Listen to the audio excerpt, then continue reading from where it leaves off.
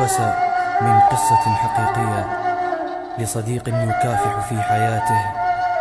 دار به الزمان وأصبح من آخر العنقود المدلل إلى شاب يعيش في غابة الأسود.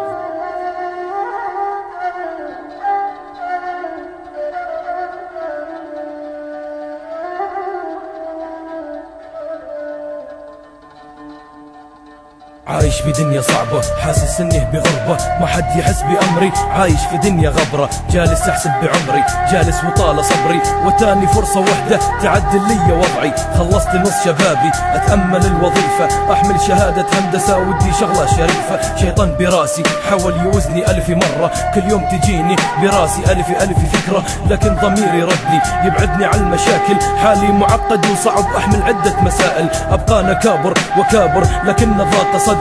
جربت كل وسيلة اللي فيها اني صبري ما نفعت الوسائل، وباقي يمشي عمري وهذا حالي مستمر. يمكن يظل طول العمر على هالوضع لا نبي، لكني صابر وانتظر. ابي توفى ظليت اساعد وحدي امي، اخواني الكبار زادوا علي همي، اخذوا ورثهم كلهم بقوا لنا القليل. ما فكروا في حالنا يوم الراحل كفيل.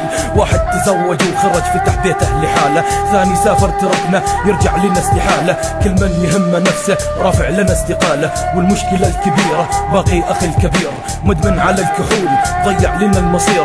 أبقى أحاول ونصحى لكن بدون جدوى، من تحت راسه كل يوم تجينا شكوى من كثرة المشاكل. أصبحت مريضة ما هم شي بس الكحول وكل شي ما يغيظه. والمشكلة الكبيرة إخواني البقية ما يهمهم حالنا أبد ولا الأذية.